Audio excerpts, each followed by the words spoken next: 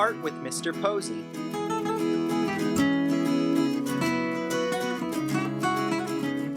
Henry Matisse inspired paper cutouts. Bonjour, comment ça va? Ça va bien, merci beaucoup. Why am I speaking French? Well, today we're looking at the artist Henry Matisse. Henry Matisse was a French artist mostly known for his painting and for his paper cutouts.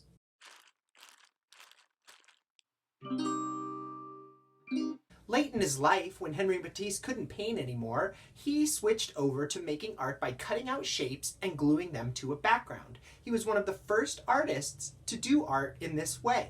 Today, for our art making activity, I'd like you to try to make a Henry Matisse paper cutout or collage.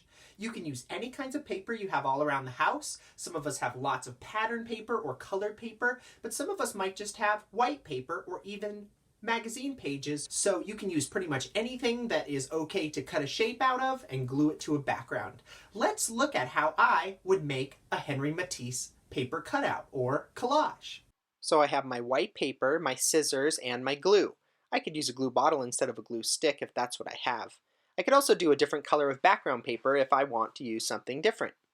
I looked around the house and found all the little scraps of paper, colored paper. This magazine has interesting patterns in it that I might cut some shapes out of also. I also found this crinkly paper that might look neat. I'm going to start by just cutting out some shapes from this light gray paper. Notice I turn my paper when I want to curve the shape instead of trying to turn my scissors or turn my hand. Makes it a little bit easier. So I have my first shape here, and I'm just going to put that down on my background. Maybe I want some little shapes of the same color.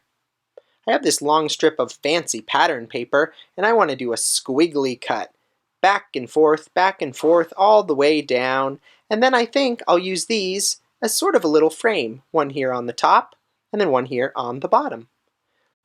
Try overlapping your shapes to connect them together, like tucking them behind each other. I'm going to use some of this crinkly paper, and I'm going to crinkle it up even more so I can get that great texture. I'm cutting some shapes out that I think I'm going to put on the side over here. And then I'm going to tear the paper to make some smaller shapes, which I might put on this side, so that they balance out the big pieces on the other side. Actually, I think I like them up here in the top. I found some little squares of paper as well, and I'm going to create a rhythm by putting them all in a little overlapping row here. Maybe I only have white paper at home, but I could color the paper first and then cut shapes out so that I would have some colored shapes.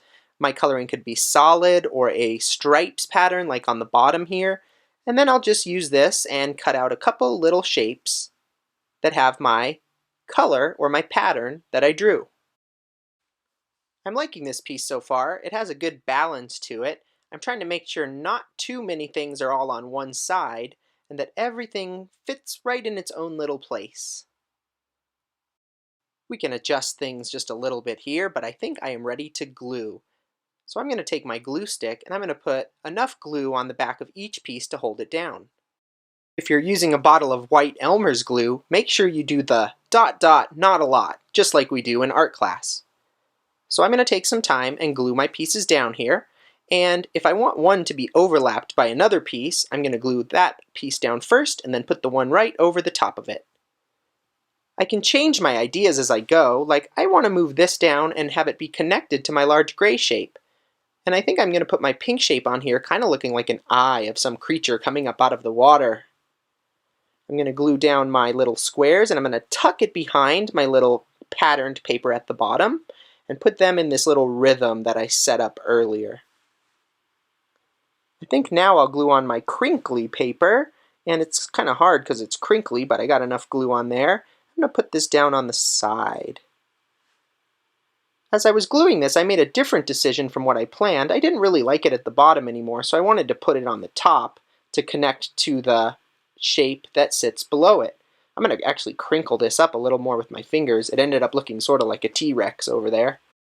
I'll use my extra little gray shapes to add on to the big gray shape on the left over here, almost like little spikes coming out of the top. And I have one more little gray piece to connect right there. Now I have my last little pieces, which are my small crinkly pieces that I ripped. And I thought those might be like little clouds up here or little shapes that come out of the bigger crinkly shape on the right side. I tried to connect shapes together and to make it feel balanced and like everything was there on purpose. I'll sign my name and voila! I have my Henry Matisse inspired paper cutout art. And that's it. You can make your Henry Matisse collage in any way that you'd like. It can be abstract, kind of like mine, not really a picture of any certain thing, or you can put the shapes together to try to make a picture of something like maybe an animal or a person. So I hope to see lots of your Henry Matisse collages in our student art gallery, and I will talk to you all again very soon.